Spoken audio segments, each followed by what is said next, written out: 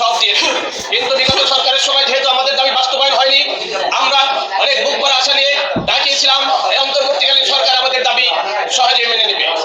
আমরা অন্তর্বর্তী সরকারের প্রধান আমাদের বলেছিলেন আপনাদের আন্দোলন করার দরকার নেই, আপনারা আপনাদের যুক্তিসঙ্গত দাবি লিখিতভাবে আমাদের কাছে উপস্থাপন করেন, আমরা মেনে নেব। কিন্তু আমরা দেখলাম আমাদের দাবি লিখিতভাবে উপস্থাপন করার পরেও ওনারা তা অবহেলা করতেছিলেন।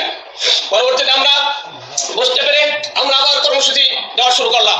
তারই প্রেক্ষিতে ওনারা অনুপায় হয় আমি বলবো কর্মচারীদের আন্দোলনের মুখে ওনারা কমিশন করতে বাধ্য হয়েছে, আমরা ওনাদেরকে ধন্যবাদ জানিয়েছি। কিন্তু তারপরে আবার দেখলাম কিছুদিন যাওয়ার পরে এই অর্থ উপদেষ্টা এক এক সময় এক এক কথা বলেন। একবার বলেছিলেন কিসের মহার্ঘবতা আমি জানি না, পরবর্তীতে যখন কর্মচারীরা আবার সজাগ হইল তখন উনি আবার বিশেষ ভাতা দিতে বাধ্য হলো। কিন্তু মহার্ঘবতা কিন্তু আমাদেরকে দেননি। মহার্ঘবতা যদি দেওয়া হয়, আপনারা যারা হিসাব শাখায় চাকরি করেন তারা জানেন কোনো লোককে অবসরে গেলে ওই মহার্ঘবতাটা মূল বেতনের সাথে যোগ করে দেওয়া হয়। কিন্তু এই যে বিশেষ ভাতা দেওয়া হয়েছে এটা কিন্তু মূল বেতনের সাথে যোগ করা হবে না, এটাও একটা সমান্তরের ফাঁকি। আমরা কর্মচারীরা স্বাধীনতার পর থেকে এই যাবৎ প্রত্যেকবার আমরা হয়রানির শিকার হয়েছি, আমরা ভারতবাদীর শিকার হয়েছি। আমরা সব সময় স্বাধীনতার পর থেকে যত পে কমিশন গঠন হয়েছে একটা পে কমিশনও সরকারি কর্মচারীদের পক্ষে ছিল না, সকল পে কমিশন ছিল ওই কর্মকর্তাদের ভাগ্যের বিষয়, কিন্তু আমাদের কর্মচারীদের জন্য সবসময় ছিল সমান্তরের ফাঁকি। আমরা এই সমস্ত বিষয়গুলি বুঝতে পেরে বারবার সরকারকে বৈষম্য দূর করার জন্য বলে আসছি, কিন্তু কখনো এখন পর্যন্ত আমাদের ভাগ্য ফিরে নাই। আমরা আমাদের ভাগ্য ফেরানোর জন্য আমরা ঐক্যবদ্ধ হয়ে যে আন্দোলন করছি, সেই আন্দোলনের প্রেক্ষিতে পে কমিশন গঠন হয়েছে। আমরা বুক ভরা আসনে পেরেছিলাম খুব দ্রুতই একটি বৈষম্যমুক্ত পে স্কেল ঘোষণা হবে, কিন্তু আবার সেই যে অর্থমন্ত্রী একবার বললেন মহার্ঘবতা থেকে আমি জানি না, আবার উনি বললেন পে স্কেল আমরা একটা খসড়া দাঁড় করিয়ে যাব, একটা কাঠামো দাঁড় করিয়ে যাব, পরবর্তী সরকার এসে সেটা বাস্তবায়ন করবেন। আমরা এই প্রস্তুতি সভা থেকে বলতে চাই আমরা অনেক সহ্য করেছি, আমরা এই ধরনের কথা সহ্য করবো না। আমরা কর্মচারীরা আগে দাবি আদায় পরিষদে ছিল ভারতীয় সংগঠন, এখন আমাদের সাথে বাংলাদেশের সকল কর্মচারী সংগঠন ঐক্যবদ্ধ হয়েছে। আমি আপনাদেরকে বলতে চাই আমি সবচেয়ে ভয় পাই নারীদের, কারণ কি জানেন, তারা যেটা বলতে ওইটাই জানি, কোনো সাক্ষী লাগে না, ভয় পাই।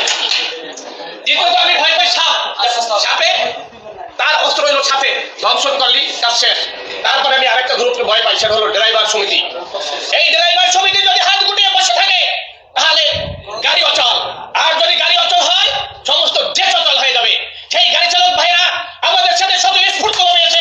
আমি আজকে এই সভা থেকে গাড়ি চালক ভাইদের প্রতিনিধি হুমায়ুন ভাইকে অন্তরের অন্তঃস্থল থেকে ধন্যবাদ জানাচ্ছি।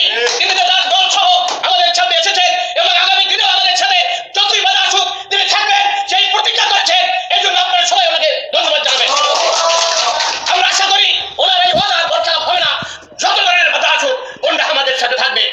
আমি আপনাদের অবগতির জন্য বলতে চাই আজকে আমি অফিসে বসে বাংলাদেশের অনেক জেলায় অনেক বিভাগে ভার্চুয়াল মিটিং করেছি।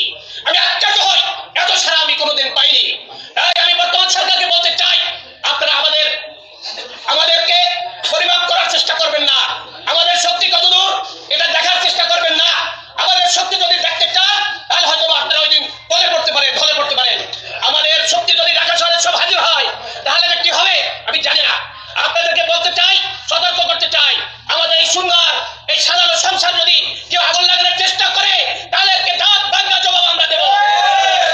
আমরা বিগত দিনেও মহাসমাবেশ করতে চেয়েছিলাম, আপনারা জানেন আইয়ামে জাহিলিয়া যুগ থেকে একটা মুনাফিক জাতি সবসময় থাকে, সবসময় ছিল, এখনো আছে। তারা চেষ্টা করবে আমাদের এই মহাসমাবেশ বানচাল করার জন্য। কিন্তু আমি এই প্রস্তুতি সভা থেকে বলে দিতে চাই আপনারা আমাদেরকে সাথে তামাশা করবেন না। আপনারা তাকিয়ে দেখুন বাংলাদেশের জাতীয় সংগঠনের বেসিক সংগঠনের সকল শক্তি এখানে হাজির।